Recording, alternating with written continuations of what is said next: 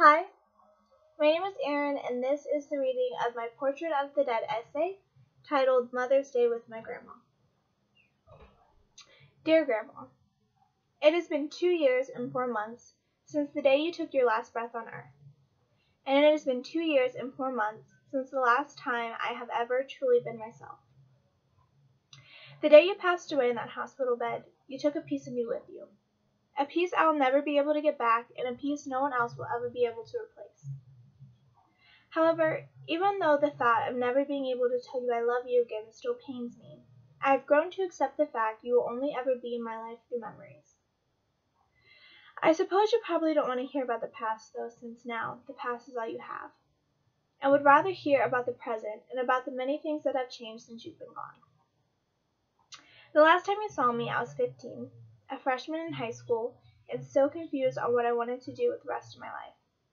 Now I'm 17, almost 18, a senior in high school, and have already been accepted into 4 colleges where I plan on majoring in nursing. Crazy, isn't it?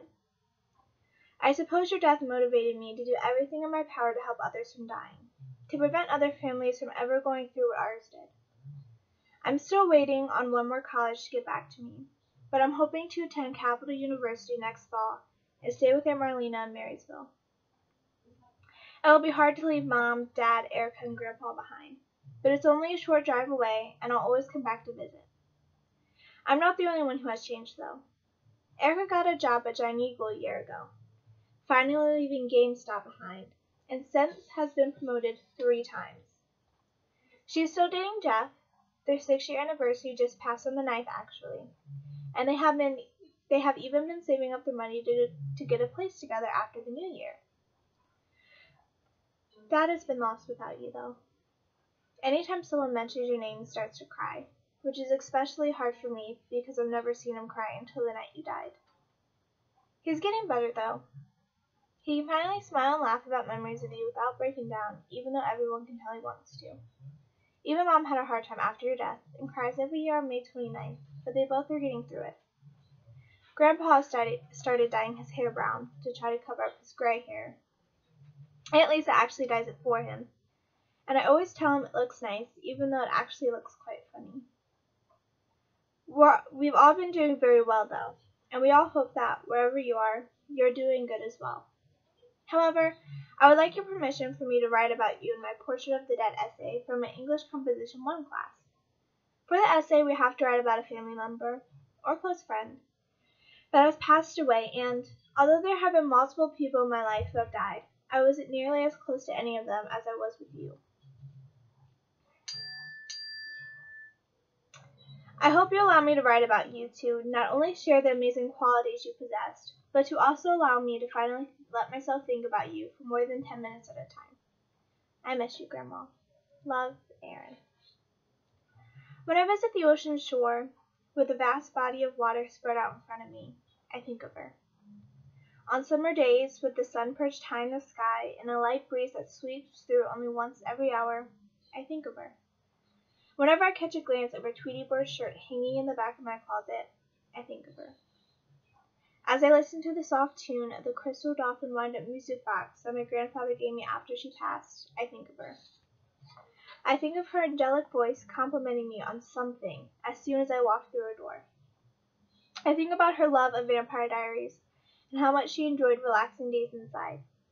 Most of all, I think about Mother's Day. May 9th, 2009, I was woken up at 5 in the morning by my mother gently whispering, "Erin, it's time to go see Grandpa and Grandma." At the sound of those 9 words, I instantly awoke from my slumber and smiled excitedly at my mother. My grandparents lived in Florida at this time of my life, making it possible to only see them once a year, and sometimes not even then. Thus, hearing these words that I waited all night long for made me incredibly happy. Not long after, all of our luggage was packed into the car, and we were off on a 14-hour trip down to Milton, Florida. The long trip down was an adventure in itself, with quick stops to the gas station in order to use the bathroom and grab some snacks, the occasional stops to try and eat at a proper restaurant without cluing anyone in on the fact that we had slept in our clothes, and the arguments between my sister and I that usually consisted over who had more legroom. However, there were a lot of fun moments as well. When tensions were high, my mother would begin singing Down by the Bay and try to use things like Have you ever seen a pig wearing a wig to make my 9-year-old self and 13-year-old sister laugh and distract us from our cramping legs. It worked, for the most part, and with both the silly songs and taking naps, it felt as though we were there in no time. Once we arrived, my grandpa was already waiting for us outside, with a big smile and helping hands as my parents began unloading our luggage from the trunk. My sister and I, after giving our grandfather a big hug and a kiss on the cheek, instead began walking towards the entrance of the house. As soon as I took that first step into their home, I was immediately greeted with the overwhelming scent of cigarette smoke and the taste of coffee lingering on my tongue. I smiled at the smell, one that always has and always will remind me of my grandparents, before walking further inside. As I did so, I was met with the sight of my grandmother, lying on the couch in her pajamas as she watched whatever was on the television screen directly in front of her. She looked cozy, at peace, and just the same as I had remembered her from the year before. Then, suddenly, everything shifted. My grandmother looked at me, smiling wide as she saw the blur of my face run inside to greet her. She opened her arms wide, preparing for the hug she already knew was coming, before encasing me safely within them. She then asked, "Do you get prettier every time I see you?" And I knew she meant it.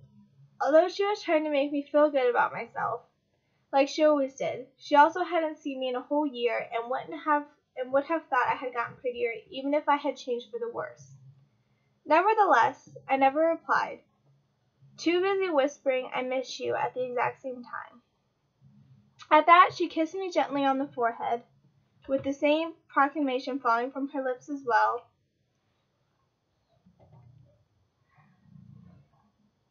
Sorry. The moment didn't last long, though, and soon my sister Erica was taking my place. I watched as the same smile she held for me came across her face for Erica too, and how her eyes lit up with love for her granddaughter, and reflected the love in Erica's eyes directed toward her grandma. My grandma truly was wonderful. Soon enough, my parents came inside with their hands full of all our things, and my grandfather right behind them. This change caused my grandmother to stand up, giving my father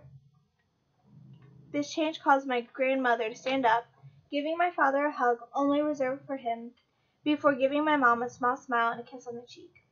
She loved both of them dearly, but she would never love my mom the same way she did my father, her son. Unfortunately, greetings had to be cut short due to the time in which we arrived, and my parents quickly pushed my sister and I into bed.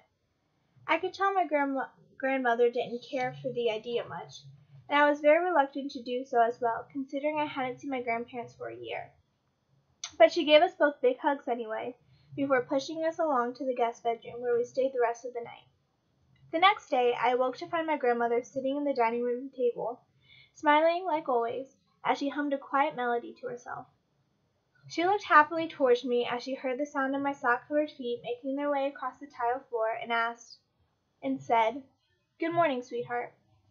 I smiled at her warm greeting before sitting in the chair next to her and offering the same reply. We sat in silence for a moment, the both of us just staring at the other as if we hadn't expected this moment to ever come, before she leaned in and whispered, "Do you know why I'm so happy this morning?"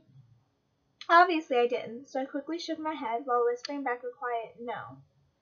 She then took a moment to look side to side, as if checking to make sure no one else was listening, before whispering, Your grandpa is going to make his legendary blueberry pancakes for us."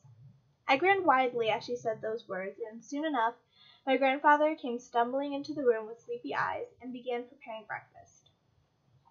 My grandma laughed at my surprised reaction to her statement, knowing that my grandpa always made pancakes when we came to visit, before asking, "Do you know the other reason why I'm so happy?" This time I nodded my head proudly, thinking of only one other thing that could make her smile this big, and said, "Because we came to visit." However, she shook her head with an amused smile and said, "Although that does make me happy, that's not the reason. I am this happy because today is Mother's Day, which means your mother and I have an entire day where we can be catered to. I giggled as she said this, and I'll never forget how happy she looked that morning, or how happy she looked all day, actually. After breakfast, my grandmother got out a deck of cards from the drawer in the kitchen, before sitting back down at the dining room table and opening them up. I watched curiously as she began laying the cards out, while keeping a small deck face down next to her. Being the curious 9-year-old that I was, I asked, "Grandma, what are you doing?" She laughed a bit at my question, and I let a small giggle fall past my lips as well, because, although I didn't know what was funny, my grandma was happy, so I was happy. She then answered, "I'm playing solitaire." And I'm guessing she saw how confused I still was, because she then asked, "Would you like me to teach you how to play?" I instantly said yes, and that was how I learned to play my favorite card game. We sat there for hours as my grandma tried to help me perfect the game. And even though I could tell she was getting a bit tired of playing, she still sat there with me until I was finally able to play without any help from her. Afterwards, we all gathered into the living room where we played my grandmother's favorite game, Disney Scene It. We separated into 2 teams. My mom, dad, and grandpa were on one team, while my sister, grandma, and I were on the other. I remember watching as my grandma laughed whenever my dad gave a ridiculous answer, and how excited she would get when she got an answer right. She was competitive, yet in the end she just wanted to have a bit of fun. At the end, my sister, grandma, and I won the game, and my grandma wrapped us in a tight hug and said, "Good job, girls." My grandma was so truly loving. 2 years later, my grandmother's leukemia came back. It was hard for her to find out when she had only been in remission for 5 years, not nearly long enough. She was sad, but mostly scared. She didn't want to die with her family 14 hours away. Thus, she moved to Ohio. Actually, she moved just a few streets away, and during the 3 years I was able to spend with her before she died, I was able to get closer to her than I ever thought possible. Due to this, my father asked me to say something about her at the memorial we held, knowing that he would never be able to get a word out before crying, and so I agreed. However, instead of talking of her, I read a poem called "Don't Cry for Me" that sounded as though it was written by her. "Don't cry for me, I will be okay. Heaven is my home now, and this is where I'll stay. Don't cry for me, I'm where I belong. I want you to be happy and try to stay strong. Don't cry for me, it was just my time, but I will see you someday on the other side.